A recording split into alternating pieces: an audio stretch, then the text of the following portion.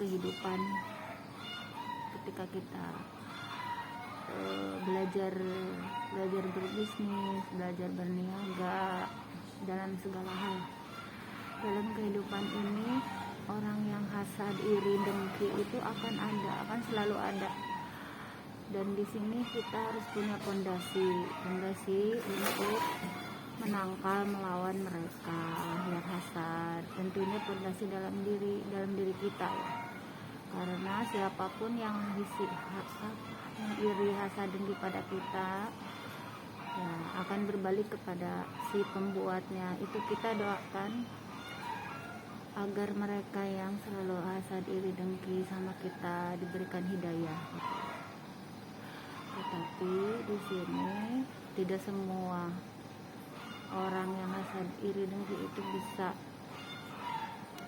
diberikan hidayah sama.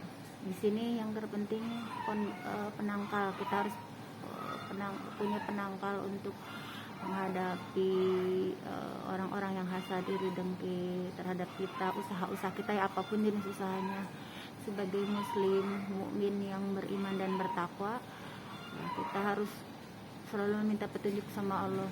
Dan ketika kita mengalami gangguan yang tidak wajar, kita harus bisa mengatasinya sendiri dengan memohon petunjuk sama Allah apa yang harus kita lakukan. Jangan sampai kita mengambil jalan salah langkah ya, baik itu mencari pengobatan, pokoknya segala hal lah. Yang terpenting kita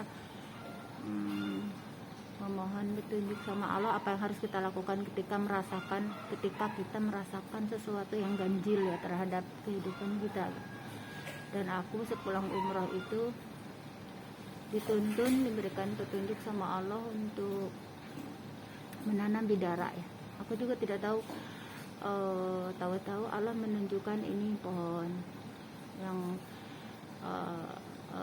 harus kamu tanam. Ternyata itu salah satu pohon yang tumbuh di Arab ya. Tapi di sini sekarang udah banyak pohon bidara. Terus aku menanam kurma ya, dari biji tajil yang aku makan ya. Terus aku tanam, jadinya kurmanya pada numbuh ya. Sekarang ini aku berhenti nanam kurma karena bingung di mana lagi aku harus menanamnya, karena sudah banyak bibit kurma yang aku bagikan. Ada yang ke masjid, ada yang ke orang yang menginginkan pohon kurma ya. Jadi sekarang aku sudah berhenti menanam kurma ya. Berhenti karena ya tinggal merawat lah yang ada. Jadi di sini setiap kali usaha yang aku lakukan alhamdulillah mendapatkan keberkahan, rezeki ya lancar gitu. Tapi di sini orang-orang yang hasad, iri, dengki juga tidak bisa tinggal diam gitu. Dan kita yang terutama mah harus punya pondasi penangkal ya, agar menjaga diri kita itu dengan kita berikhtiar yang sesuai dengan sunnah Rasulullah ya, karena banyak orang yang melakukan pengobatan terhadap dirinya itu menyalahi aturan. Banyak yang menyalahi aturan, akhirnya ya jadi salah kaprah dalam mengobati dirinya. Makanya aku selalu memohon petunjuk apa yang harus aku makan, apa yang aku harus minum ketika aku merasakan sesuatu yang ganjil, yang tidak wajar gitu kan. Dalam kehidupan ini kalau kita apalagi orang-orang yang berbisnis besar ya, itu pasti daya saingnya itu kuat gitu. Terus baru kita setara ibu rumah tangga aja udah banyak yang hasad, iri, dan gitu udah ada aja. Tapi di sini kita kan punya penangkal iman, takwa, dan petunjuk selalu dari Allah agar kita diberikan kekuatan. Karena kalau orang yang hasad, iri, dengki itu tidak berani menggunakan cara kasar gitu, dan mereka lebih jahat dan tidak terlihat itu menggunakan cara halus gitu. Jadi kita dibikin ngantuk, kita dibikin malas, pokoknya dibikin gitulah, kita dibikin sakit badan, pokoknya macam-macam lah. Makanya di sini kita harus punya penangkalan diri kita, yaitu iman, takwa, serta selalu mohon petunjuk. Makanya di sini kita itu tidak berhenti untuk selalu mendengarkan ayat-ayat suci Al-Quran, ayat-ayat suci Al-Quran setiap harinya. Aku dulu waktu ada VCD itu sampai rusak VCD-nya karena tiap hari siang malam aku setelin terus murotal Al-Quran di rumah. Sekarang ini harus ke HP, jadinya ke handphone. Di YouTube ya aku murotalnya jadinya di YouTube. Nah, di sini situ yang ingin aku katakan di pagi ini, berbagi itulah, berbagi, sering berbagi sesuatu hal yang dialami dan apa yang harus dilakukan ketika kita menghadapi itu ujian hidup ya, bagi orang-orang yang beriman dan bertakwa, percaya dengan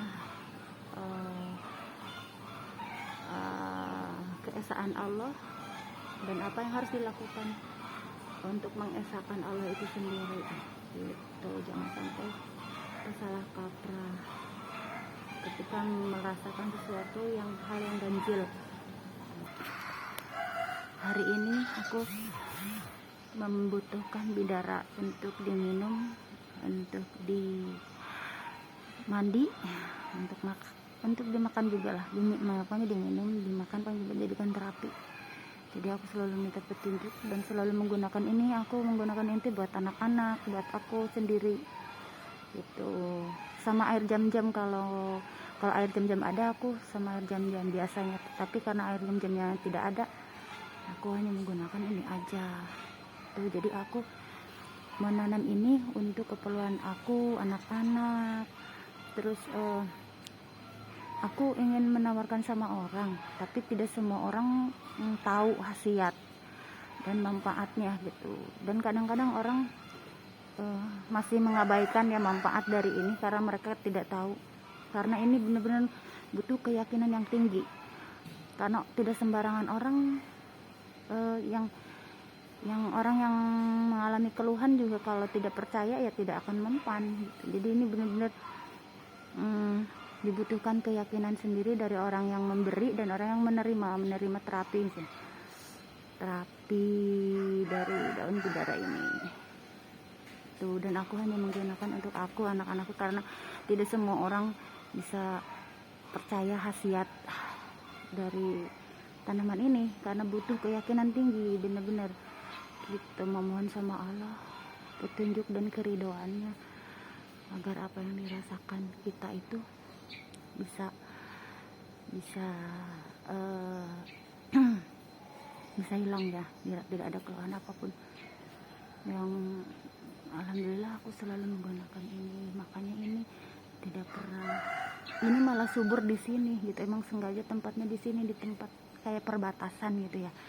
Kalau di sana malah di tempat buat berniaga malah kurang cocok. Di sini malah cocok kayak sebagai pembatas ya, pohon pembatas di sini.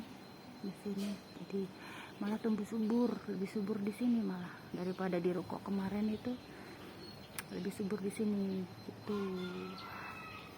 Nih aku mau mengambilnya ganjil ya. Aku ngambil 7 lembar daun bidara.